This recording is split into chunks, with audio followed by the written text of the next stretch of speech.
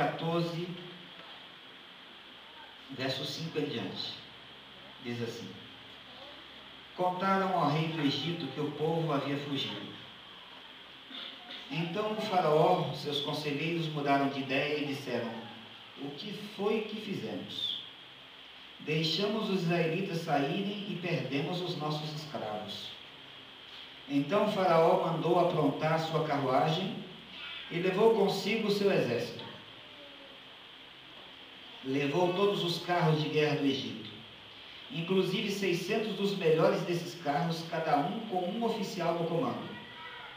O Senhor endureceu o coração do faraó, rei do Egito, e este perseguiu os israelitas que marchavam triunfantemente.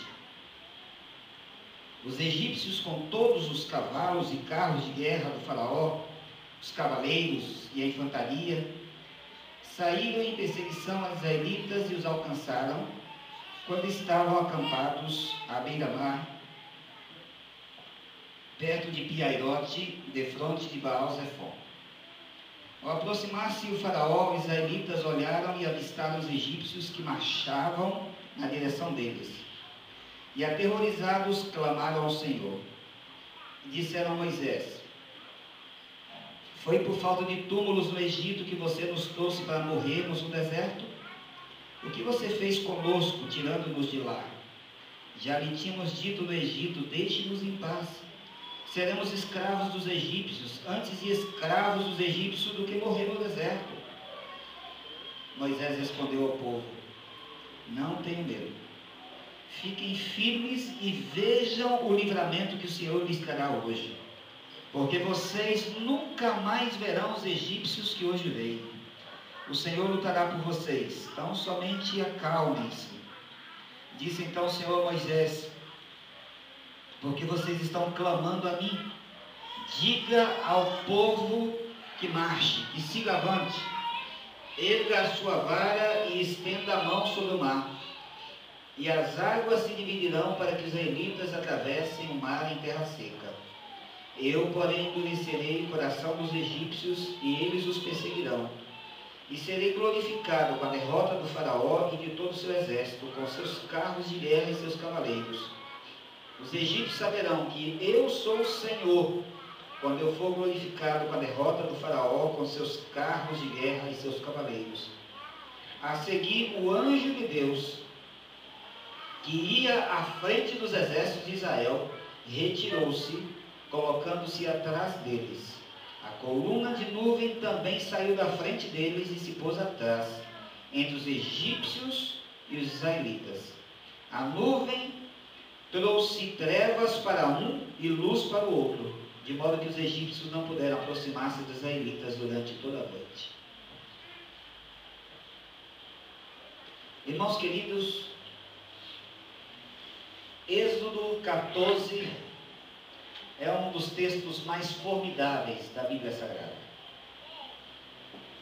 É um texto que fala da libertação do povo de Deus. É um texto que fala de vitória do povo de Deus. Êxodo 14 fala da ação de Deus. Fala de Deus salvando o seu povo apesar dele. Mostra a grandeza e o poder de nosso Deus. Aqui em Êxodo 14, nós encontramos um Deus que é cheio de graça e de poder. O povo já havia tido uma demonstração do poder de Deus lá no Egito, nas pragas que caíram. Foram 10 pragas. Será que seríamos capazes de lembrar as 10 pragas? As águas se transformaram em sangue. Rãs que invadiram todo o país, todas as casas. A Bíblia diz que havia rãs até nas panelas. Piolhos. De repente, começa a coçar a cabeça de um lado, daqui a pouco tem que ir com as duas mãos. Só falar em piolhos dá vontade de coçar, ou não é? Enxame de moscas dando a ideia de que não era apenas moscas. No original, o termo empregado indica uma variedade de insetos. Trevas sobre todo o Egito, gafanhotos, peste nos animais, saraivada, pedras, chuva de pedras que caíam, que matavam o povo, matavam animais, destruíam as plantações. Faltam umas duas ainda. Úlceras malignas que destruíam a saúde do povo.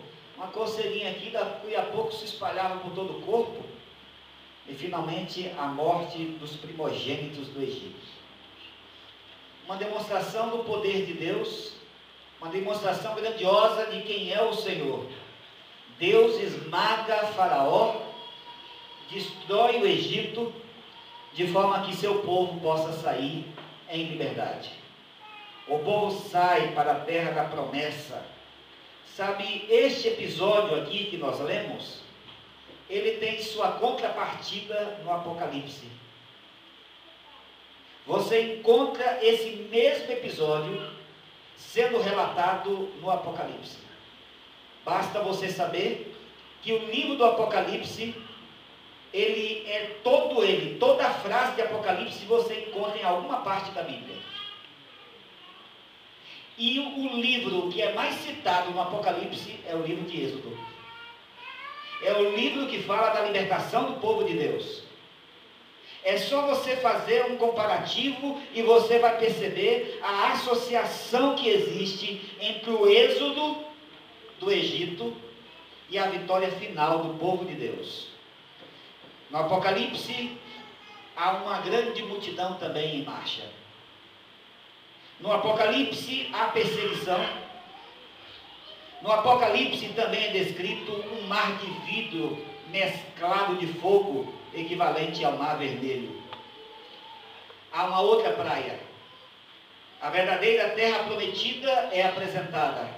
No Apocalipse, nós encontramos a vitória final do povo de Deus. Amém. Quando o povo saiu do Egito, ele era acompanhado por uma coluna de nuvem. E ao sair do Egito, o povo sentia a presença permanente de Deus a seu lado. O povo não foi deixado à própria sorte. Uma coluna de nuvem acompanhava o povo. À noite, essa coluna de nuvem aquecia o povo de Deus. Durante a noite, o povo sabia onde estava. Durante o dia, sabia para onde estava indo, porque eles tinham que seguir a coluna.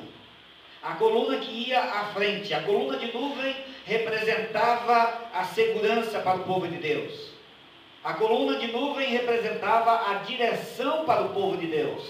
Representava a glória de Deus, a presença de Deus, a manifestação de sua glória no meio do povo. A coluna de nuvem era um meio de Deus se comunicar com Moisés. Deus falava do meio da coluna. Então chegaram as notícias, diz o texto bíblico, para Faraó, de que o povo não havia parado no deserto, como havia dito. Que o povo continuava a jornada na direção do Mar Vermelho. Então os conselheiros começaram a pressionar. O que foi que nós fizemos? E agora quem vai fazer a mão de obra pesada? As donas de casa no Egito não sabiam mais limpar a casa, não sabiam cozinhar, não sabiam lavar roupa, porque tudo isso era trabalho escravo. Os homens no Egito não sabiam amassar barros, construir casa, não sabiam fazer o trabalho pesado, porque tudo isso era feito pelos escravos.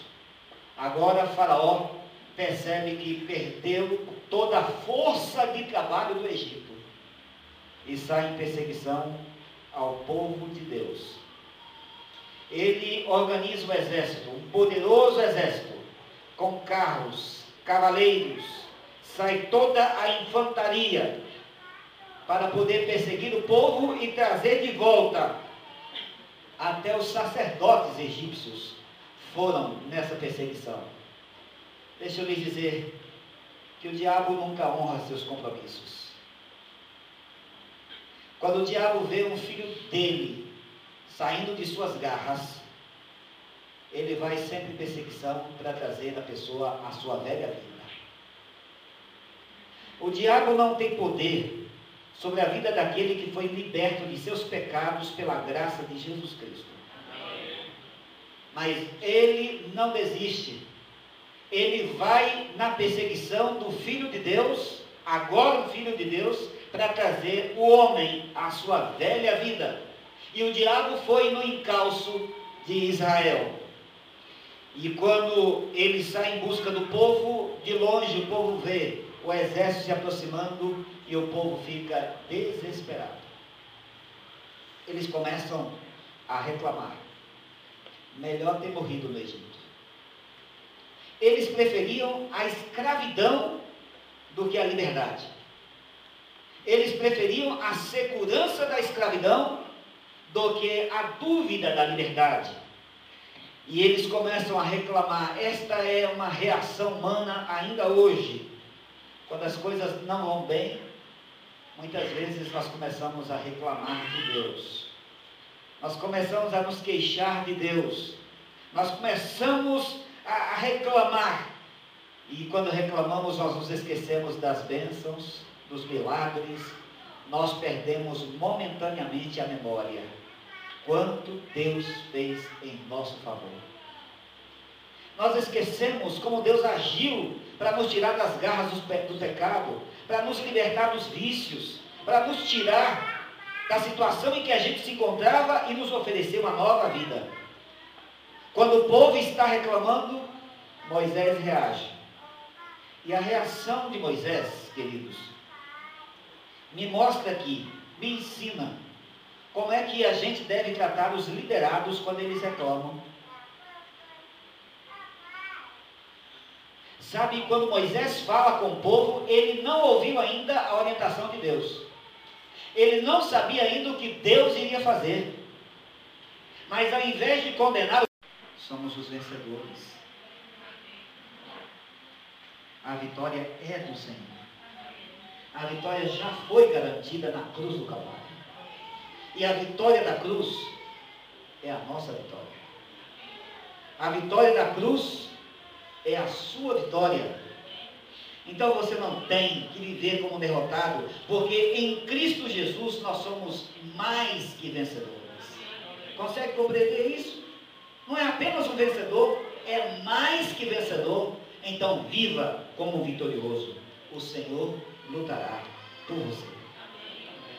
E finalmente, a mensagem final que eu encontro aqui é Deus dizendo: diga ao povo que marche. Diga ao povo que marche. Siga em frente. Nós precisamos desviar nossos olhos das circunstâncias e colocar nossos olhos naquele que domina as circunstâncias. No capítulo 14, no verso 19,